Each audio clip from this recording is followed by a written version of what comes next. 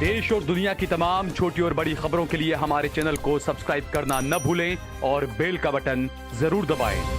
गुजरात में जिस तरीके से नोटिस दी गई है धार्मिक स्थल को, क्या कहेंगे, क्या कुछ कर रहे हैं? आज की मीटिंग में क्या हुआ? आज अहमदाबाद शहर के अंदर खास करके कई दिनों से गुजरात के अंदर और अहमदाबाद शहर के अंदर अहमदाबाद म्यूनसिपल कॉरपोरेशन के जरिए धार्मिक स्थलों पे जो नोटिस दी गई है उसमें मंदिर, मस्जिद, चर्च, दरगाह सब लोगों को इन्होंने नोटिस दिए और 7 दिन के अंदर जवाब मांगा। ये मैटर जहाँ तक मैं समझता हूँ वहाँ तक सुप्रीम कोर्ट की मैटर है और हाई कोर्ट को इन्होंने सौंपी है कि भाई आपको ये कितने लोगों को आपने नोटिस दिए और उसने क्या क्या कामगिरी की है वो बताना है सरकार को।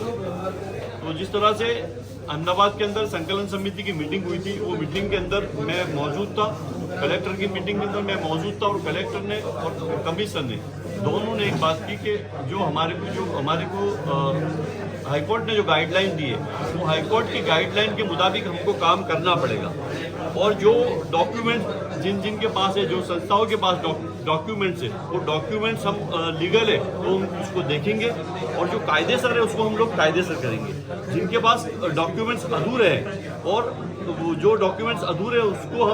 उसको भी हम देखेंगे और अमुक जो धार्मिक स्थल है उसको एक जगह से दूसरी जगह तब्दील कर सकते हैं, ऐसे कितने डॉक्यूमेंट्स है वो भी देखेंगे और जो गैर कायदेसर बनेल है तो उसको हम रिमूव कर देंगे, डिमोलेशन कर देंगे। इस तरह की 3 बातें ये जब कलेक्टर और कमिश्नर की मीटिंग के अंदर भी बात हुई, लेकिन आज यहाँ पर जो मीटिंग हुई है इसका मकसद यही था। आज अहमदाबाद शहर के और गुजरात में से अलग अलग इदारों से ताल्लुक़ रखने वाले लोग आए थे यहाँ पर। एडवोकेट ताहिर हकीम साहब, शमशाद भाई, इकराम भाई, यासू भाई, प्रोफेसर अंसारी साहब और उनकी पूरी टीम, सब लोग यहाँ मौजूद थे। सब लोगों ने बात यही रखी कि भाई हमारे पास जो कुछ भी डॉक्यूमेंट्स है वो डॉक्यूमेंट्स को हम सरकार के अंदर जहाँ भी रजूआत करने की, नगरपालिका हो, कॉरपोरेशन हो या तालुका पंचायत हो या कलेक्टर हो, वहाँ पे हमारे सब डॉक्यूमेंट्स होंगे तो कम से कम हमारी जो कुछ भी अभी फरियाद है, जो कुछ भी हमारी समस्या है वो उसका सॉल्यूशन आ सकता है। सर, एक बात कि आप वक्फ बोर्ड के मेंबर हैं लेकिन वक्फ बोर्ड खामोश है, इतनी सारी वक्फ की जमीनों को नोटिस। चौक्कस इसके अंदर वक्फ बोर्ड की जब ये मीटिंग होगी या मंगलवार के दिन मैं जाने वाला हूँ, वक्फ बोर्ड के हमारे चेयरमैन है उसको, वक्फ बोर्ड के जो हमारे सीईओ है उसको भी मैं बात करने वाला हूँ कि जिस तरह से पूरे गुजरात के अंदर जो प्रॉपर्टीज वक्फ की है, वक्फ के अंदर नोंदाई ली है, उसके लिए वक्फ को ध्यान देना चाहिए क्योंकि ये मसला बहुत बड़ा मसला है और इसको वक्फ जहाँ तक खुद वक्फ के अंदर जब एंट्री है, वक्फ के अंदर सब डॉक्यूमेंट जमा कराते हैं तो उसके पास वक्फ के पास सब प्रॉपर्टीज के अंदर सब पेपर्स उनके पास होंगे। तो मैं यूँ समझता हूँ कि जहाँ भी नोटिस दिए, चाहे वक्फ के अंदर नोंदे लिए या वक्फ के अंदर नहीं नोंदे ली, वो प्रॉपर्टीज के लिए भी वक्फ को देखना चाहिए और जहाँ जरूरत पड़े तो वक्फ के एडवोकेट को भी रखना चाहिए साथ में, क्योंकि उनके पास भी सब सर्वे करा है। पूरे गुजरात का सर्वे वक्फ ने करके रखा है कि कौन से धार्मिक स्थल आते हैं, लेकिन वक्फ के पास मैं समझता हूँ कि अभी ये मीटिंग के अंदर जो कुछ भी मेरे पास माहिती है वो माहिती मैं उनको दूंगा और जहाँ तक ये पूरे गुजरात का मसला है, अभी अहमदाबाद के लिए मीटिंग हुई है लेकिन पूरे गुजरात के अंदर भी इसी तरह लोग जागरूक होके अपने जो मंदिर है, मस्जिद है, गिरजाघर है, चर्च है, मदरसे हैं जो कायदेसर है, जिनको कायदेसर करना चाहते हैं, तो ऐसे बहुत सारे लोग मेरे पास भी आए, बहुत लोगों के फोन आए, मंदिरों के लिए भी फोन आए, चर्च के लिए भी फोन आए। तो हम ऐसा चाहते हैं कि हमारे जो सेक्युलर भाई भी है वो भी, उनको भी साथ में लेके, उनको भी ये समस्या नड़ती है तो हम सब साथ में मिलके, मैं समझता हूँ कि सरकार के अंदर हमारी बात रखेंगे तो सरकार को भी और कोर्ट को भी हमारी बात को सुनना पड़ेगा। इमरान भाई, ये आरोप भी लग रहे हैं कि जो वक्फ कमेटी जो है, वक्फ की बॉडी को भी पॉलिटिकल पूरा बना दिया गया है। कुछ लोग ये आरोप लगा रहे हैं कि वक्फ बोर्ड ने खुद ने ही सरकार को सारा डाटा दिया है कि ये इलीगल, इनके खिलाफ कार्रवाई करिए, जबकि वक्फ का काम ये है कि खुद वक्फ उनकी मदद करता और उनको बताता कि किस तरीके से आप इसको कानूनी बना सकते हैं अपनी चीज़ों में। मैं आपको ये बताऊं कि अभी जो बॉडी बनी है, वक्फ की बॉडी बनी है, उसके अंदर मैं कांग्रेस का एमएलए के नाते मुझे वो लिया है। बाकी जो ऑलरेडी भारतीय जनता पार्टी की सरकार है, यहाँ पर 30 साल से उनकी सरकार है, वो कुछ भी चेयरमैन बनेंगे तो उनके लोग बनेंगे, उनके मेंबर बनेंगे तो बीजेपी के कार्यकर वही मेंबर बनते हैं। लेकिन आज जिस तरह से जो बॉडी बनी है तो मुझे भरोसा और विश्वास है कि जो इसके अंदर जो 2 इलेक्शन हुए थे उसके अंदर बड़ौदा के जो 2 वो आए हैं तो वो मेरे को कम से कम उनका भी सपोर्ट मिलेगा। रंजीत भाई और मोमिन भाई तौफीक भाई, तो वो लोग भी वो इलेक्शन जीत के आए ले। तो अगर बीजेपी की बॉडी है, लेकिन समझता हूँ ये वक़्फ़ की काम है, वक़्फ़ की जो प्रॉपर्टीज होती है वो सबका एक जवाबदारी बनती है कि जिसके पास भी जवाबदारी है वो सही तरह से निभाएगा। तो वक़्फ़ की इतनी करोड़ों रुपए की प्रॉपर्टी है, मैंने देखा उनको पूछा उस दिन वक़्फ़ के अंदर कि भाई हमारे पास किस तरह का बैलेंस है, हम क्या क्या कर सकते हैं, वक़्फ़ के अंदर काम क्या कर सकते हैं। तो उन्होंने बताया कि वक़्फ़ के जो लॉ बनाया वक़्फ़ का, उसके अंदर काफ़ी काम कर सकते हैं। और आज अभी जब ये मीटिंग हुई थी उसके पहले भी मैंने देखा कि वहाँ वक़्फ़ के अंदर जो लोग आते हैं, एक तो कोई नाम कमी कराने आता है, कोई नाम उमेरने के लिए आता है, कोई वक़्फ़ की प्रॉपर्टीज़ को ट्रस्टी मंडल के अंदर बदलने की बात करते हैं, यही सब चीज़ आती है। लेकिन सचमुच में मुझे जानकारी है वहाँ तक कि वक़्फ़ के अंदर जो कुछ भी अभी, जैसे बड़ौदे की बात करूँ या अहमदाबाद की बात करूँ कि जो मेट्रो बुलेट ट्रेन के अंदर जो रोड लाइन में जो जा रही थी, वो जगहों के लिए सरकार ने करोड़ों रुपए की उनको बढ़तर दिया है। तो वो बढ़तर का किस तरह से उसका उपयोग कर सके, वो सब चीज़ों का भी वक़्फ़ को ध्यान रखना पड़ेगा। आने वाले दिनों के अंदर मैं समझता हूं कि वक़्फ़ के पास जो कुछ भी अभी ग्रांट पड़ी है, जो वक़्फ़ की खुद की है, उसके लिए एजुकेशन के पीछे भी खर्च हो, जो मेडिकल के पीछे भी खर्च हो सकता है, पेंशन जो है महिलाओं को देने की बात होती है तो उसमें भी खर्च हो सकता है, किसी स्कॉलरशिप चाहिए उसके अंदर भी खर्च हो सकता है। लेकिन इसके लिए मैं समझता हूं कि एक कमेटी जो वक़्फ़ की काम करेगी, तो समझता हूं ये आने वाले दिनों के अंदर हम लोगों को अच्छी तरह से मदद कर सकेंगे। इमरान भाई, वक़्फ़ की कितनी जमीनें बेची जा चुकी है वो वक़्फ़ को खुद को ही नहीं मालूम। वक़्फ़ की बात हो रही है, वक़्फ़ की कितनी जमीनें बेची जा चुकी है ये वक़्फ़ को खुद को ही नहीं मालूम। वो मेरी बात सुनो, हाँ,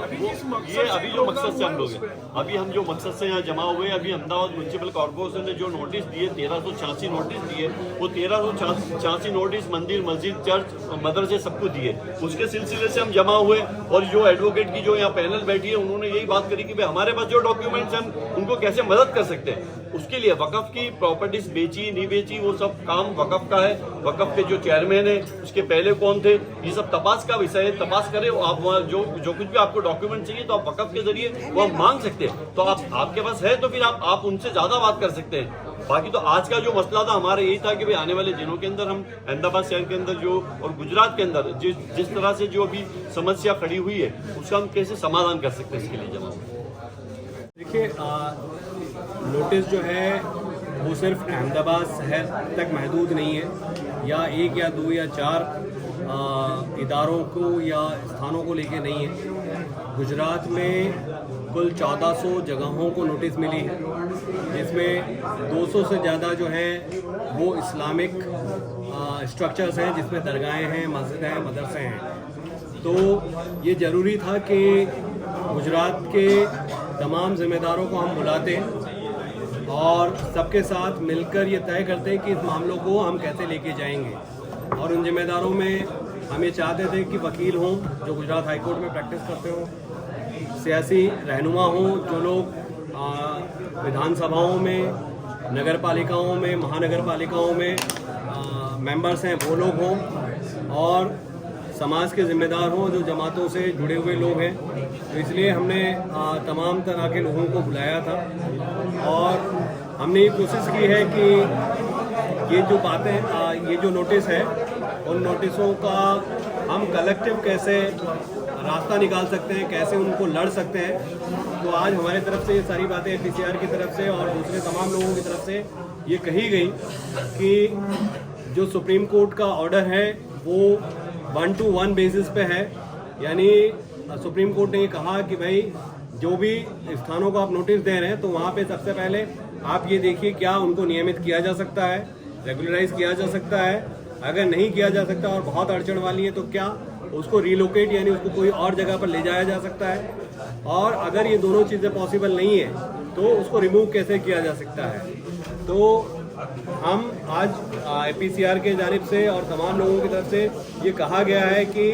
जो नोटिसें मिली है उसमें सीधे तौर पे ये कहा गया है कि इनको हटा दिया जाए। तो हमने कहा है कि वो नोटिसों के जवाब दें और प्रॉपर तरीके से जवाब दें और अपने डॉक्यूमेंट के साथ जवाब दें कि उनकी जो जगह है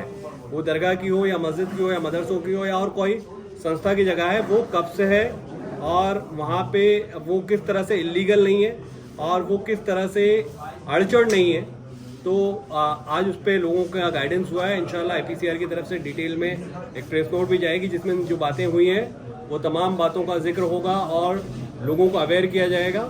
और इंशाल्लाह आने वाले दिनों में APCR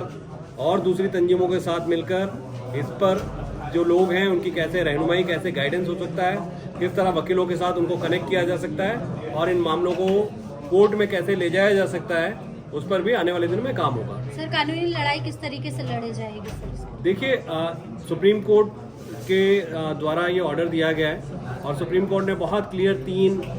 इसमें गाइडलाइंस दी है कि रेगुलराइज करने की बात। तो हमारे तरफ से यही कोशिश होगी कि जो इदारे हैं, जो संस्थान हैं, उनके डॉक्यूमेंट्स अगर कागज हैं तो महानगर पालिका जहाँ पर है वहाँ पर महानगर पालिकाओं के जिम्मेदारों को, जहाँ पर कलेक्टर हैं, जहाँ कमिश्नर है, उनको बात करके उनको डॉक्यूमेंट्स के थ्रू कन्विंस करके इदारों को ज़्यादा से ज़्यादा रेगुलराइज करा जाए। लेकिन सबसे इम्पॉर्टेंट है कि हमारे पेपर्स अगर पूरे होंगे तो वो नगर पालिकाओं पे, महानगर पालिकाओं पे हम दबाव बना के वहाँ से रेगुलराइज करवा लेंगे। अगर डॉक्यूमेंट पूरे नहीं होंगे तो शायद हो सकता है आने वाले दिनों में कोर्ट भी हमको मदद ना करे। सबसे एक बात कि 2009 में जिस वक्त सुप्रीम कोर्ट ने ऑर्डर दिया था उस वक्त जितनी तादाद बताई गई थी उससे बढ़कर अभी तादाद बताई जा रही है 1386। तो ये तादाद किसी तरफ से बताई गई है? देखिए, ये 2009 में नहीं, 2006 में जब बड़ौदा की पानी गेट वाली दरगाह का मामला हुआ था, उसके बाद टाइम्स ऑफ इंडिया के अंदर एक रिपोर्ट पब्लिश हुआ था और उस रिपोर्ट में इन स्ट्रक्चर्स के संख्या की बात थी जिसको लेकर गुजरात हाईकोर्ट ने सुओ मोटो किया था और राज्य सरकार ने भी उस आंकड़े के साथ कभी डिफर नहीं किया है। तो वो आंकड़ा जो आ रहा है वो वहीं से आ रहा है और वो आंकड़ा हाईकोर्ट के सुओ मोटो में भी था और सुप्रीम कोर्ट की सुओ मोटो में भी है। ठीक, शुक्रिया।